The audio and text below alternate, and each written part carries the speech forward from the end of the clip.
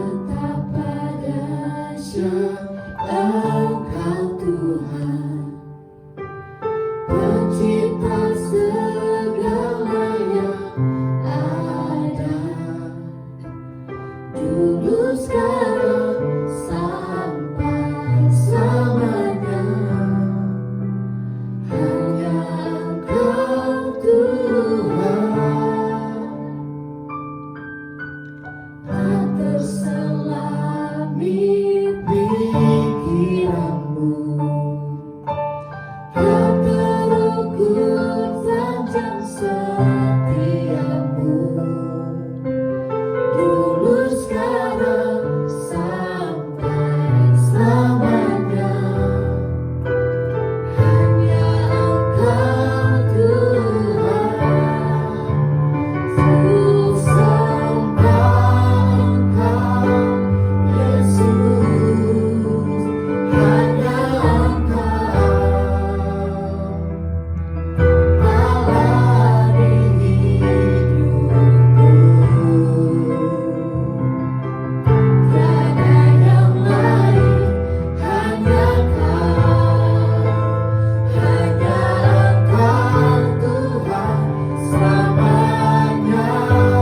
Kau tetap Allah walau dunia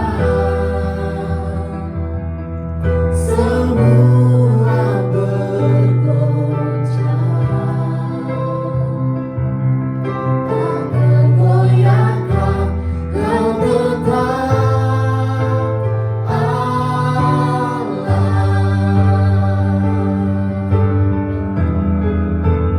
Ku sembah Engkau Yesus. Hanya Engkau Allah di hidupku, tiada yang lain. Hanya Engkau Tuhan selamanya. Kau tetap Allah walau dunia semua bergoncang, tak tergoyahkan. Kau tetap Allah.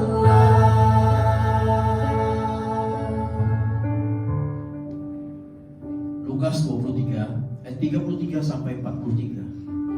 Ketika mereka sampai di tempat yang bernama Tengkorak, mereka menyalibkan Yesus di situ dan juga kedua orang penjahat itu, yang seorang di sebelah kanannya dan yang lain di sebelah kirinya. Yesus berkata, "Ya Bapa, ampunilah mereka, sebab mereka tidak tahu apa yang mereka perbuat." Dan mereka membuang undi untuk membagi pakaiannya. Orang banyak berdiri situ dan melihat semuanya. Pemimpin-pemimpin mengejek dia. Katanya, "Orang lain ia selamatkan, biarlah sekarang ia menyelamatkan dirinya sendiri. Jika ia adalah Mesias, orang yang dipilih Allah." Juga prajurit-prajurit mengolok-olokkan dia. Mereka menunjukkan anggur asam kepadanya dan berkata, "Jika engkau adalah raja orang Yahudi, selamatkanlah dirimu." Ada juga tulisan di atas kepalanya, "Inilah raja orang Yahudi." Seorang dari penjahat yang digantung itu menghujat dia, katanya, "Bukankah engkau adalah Kristus? Selamatkanlah dirimu dan kami." Tetapi yang seorang menegur dia, katanya, "Tidakkah engkau takut juga tidak kepada Allah, sedang engkau menerima hukuman yang sama? Kita memang selayaknya dihukum, sebab kita menerima balasan yang setimpal dengan perbuatan kita. Tetapi orang ini tidak berbuat sesuatu yang salah." Lalu ia berkata, "Yesus, ingatlah akan aku apabila engkau datang sebagai raja." Kata Yesus kepadanya, "Aku berkata kepadamu, sesungguhnya hari ini juga engkau akan ada bersama-sama dengan aku di dalam Firdaus." Jemaat Tuhan, seumur pengalaman saya, baru hari ini ibadah Jumat Agung tidak beribadah di gereja. Oleh karena situasi hari ini. Tetapi marilah kita bersama-sama kita beribadah kepada Tuhan. Walaupun kita berjauhan, hanya menggunakan media, tapi percayalah, karena kita memiliki hak yang beribadah kepada Tuhan, Tuhan hadir di dalam persekutuan kita di rumah masing-masing. Yesus tetaplah Tuhan. Ada dua alasan mengapa Yesus tetaplah Tuhan. Alasan pertama, karena Dia tidak tergantung pada pemikiran manusia. Ayat 35 sampai 39 tadi yang kita baca. Ada banyak orang menghujat Tuhan. Mereka mengejek Tuhan. Mereka mengolok-olok Tuhan. Orang banyak. Ada para pemimpin. Ada prajurit-prajurit. Bahkan penjahat yang bersama-sama disalibkan sama-sama pun menghujat Yesus. Karena mereka tidak kenal Tuhan Yesus. Mereka hanya mendengar apa kata orang bahwa Dia Raja orang Yahudi, Dia Mesias. Tapi mereka tidak kenal Yesus, Dia mengalami Yesus. Mereka bisa mengolok-olok karena mereka tidak mengalami tentang keselamatan Tuhan, tentang kebaikan Tuhan. Dari ayat ini Tuhan membuktikan apapun perkataan orang padanya itu tidak mempengaruhi siapa Dia. Yesus, Dia tetap Tuhan Allah. Ketika kita peringati Jumat Agung pada hari ini, saya mau berkata, pilihlah hati kita. Apakah kekristenan kita memang sungguh-sungguh mengenal Tuhan, mengalami Tuhan? Kekristenan kita dari hati kita yang paling dalam. Jika kekristenan kita diukur hanya dengan saya sering ke gereja, saya datang beribadah, tidak pernah absen. Tapi ketika situasi seperti hari ini berubah, engkau dan saya tidak bisa ke gereja, apakah kita akan berkata kekristenan kita hanya sampai di situ? Atau jika kita berkata kekristenan kita karena berkat-berkat Tuhan, kebaikan Tuhan yang selalu saya nikmati, tapi ada waktu ketika berkat-berkat itu tidak lancar, kita mengalami sakit penyakit yang tidak sembuh-sembuh. Lalu apakah kita bisa berkata kepada Tuhan, Tuhan, apakah Engkau masih Tuhan? Engkau Raja? Kenapa aku menjadi orang Kristen tidak diberkati? Sakit-sakitan? Kita tidak berbeda dengan mereka yang menghujat Tuhan, mengejek Tuhan, mengolok-olok Tuhan, karena mereka hanya mengenal Tuhan sebatas apa yang terlihat. Karena itu, gereja Tuhan, pengenalan kita juga bukan berdasarkan, oh saya sudah dibaptis, saya mengikuti semua tradisi-tradisi gereja. Tapi hari ini, kenalilah Tuhan karena hatimu rela berpaut kepada Yesus Tuhan.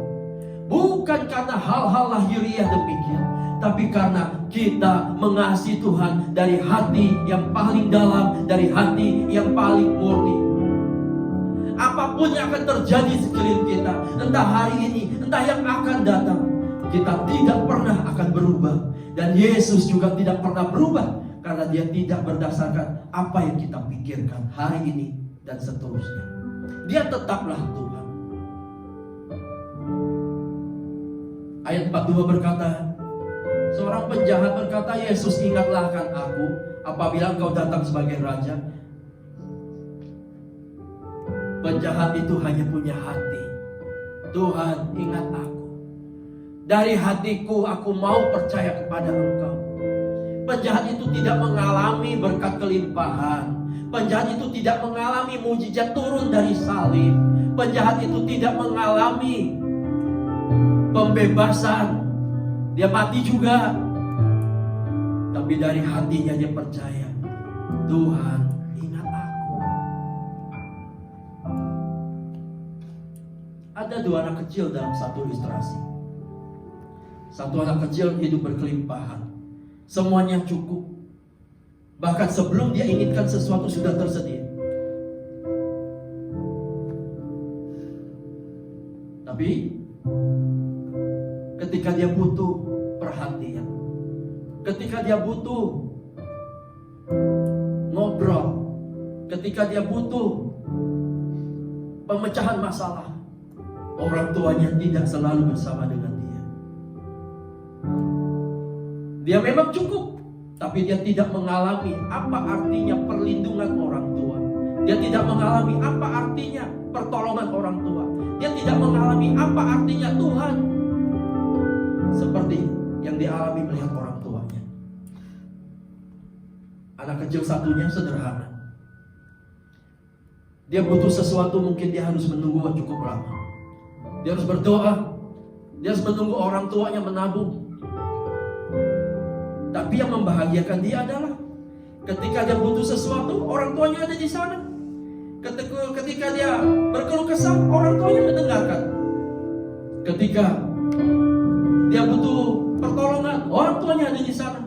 Memang dia tidak serba kecukupan, tetapi hatinya selalu puas. Ada Tuhan, ada orang tuanya di sana. Gereja Tuhan, jemaat Tuhan, sekalipun kita tidak mengalami banyak kelimpahan, tidak mengalami hal-hal seperti yang kita pikirkan, kita inginkan terjadi, tapi kalau Tuhan bersama dengan engkau, engkau mengalami pemeliharaan Tuhan, engkau mengalami penopangan Tuhan, engkau mengalami penjagaan Tuhan, engkau mengalami semua di dalam Tuhan. Saya mau berkata, itulah percayamu yang istimewa, kekristenanmu yang istimewa. Ada atau tidak semua lahiriah itu, engkau tetap melekat kepada Tuhan. Dan engkau akan seperti Ayub berkata, dulu aku hanya mendengar orang berkata, tapi hari ini aku sendiri yang harus berkata, memang Tuhan baik dan bersama-sama dengan aku. Amin. Alasan pertama kenapa dia tetap Tuhan, karena dia tidak berdasarkan apa yang kita pikirkan. Dia tetap Tuhan. Karena itu kita harus datang dengan hati kita yang paling murni, yang paling rela untuk Tuhan. Yang kedua, alasan kedua adalah kenapa dia tetap Tuhan? Karena dia tetap melakukan apa yang tidak dipikirkan oleh manusia. Ayat 34, Yesus berdoa, ya Bapa, ampunilah mereka sebab mereka tidak tahu apa yang mereka perbuat. Ayat 43, aku berkata kepadamu, sesungguhnya hari ini juga engkau akan ada bersama-sama dengan aku di dalam Firdaus. Apa yang tidak dipikirkan manusia, apa yang tidak ada di benak manusia, tapi itu yang Yesus lakukan. Alasan kedua mengapa dia tetap Tuhan, karena dia tetap akan melakukan sekalipun dia tidak terpikirkan oleh manusia. Makanya lagu pujian tadi berkata,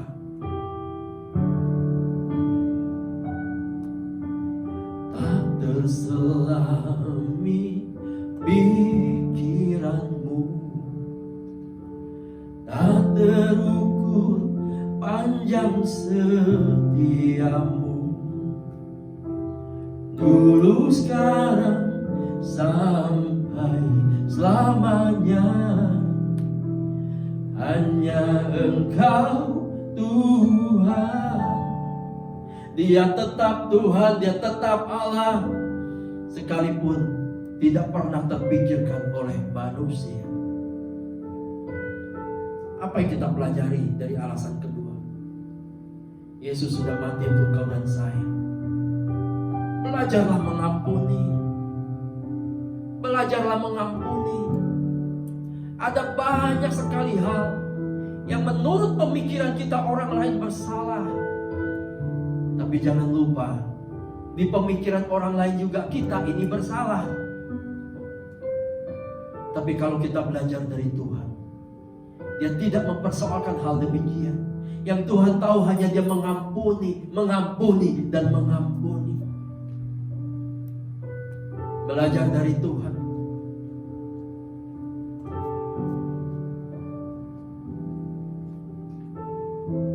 Dia menunjukkan otoritasnya. Hari ini engkau juga bersama dengan aku di Firdaus, di sorga, kata Tuhan Yesus pada penjara. Belajar, letakkanlah sesuatu. Ketika engkau disebut orang Kristen, letakkanlah sesuatu yang membahagiakan orang lain juga, yang menyegarkan orang lain juga, yang memulihkan orang lain juga, yang menguatkan orang lain juga. Taruhlah identitas kita sebagai orang Kristen yang diselamatkan untuk memperbaharui orang lain, untuk menjadi penopang buat orang lain. Terimalah Tuhan dalam hidup kita. Terimalah Yesus satu-satunya Allah dengan hati nurani kita yang paling murni.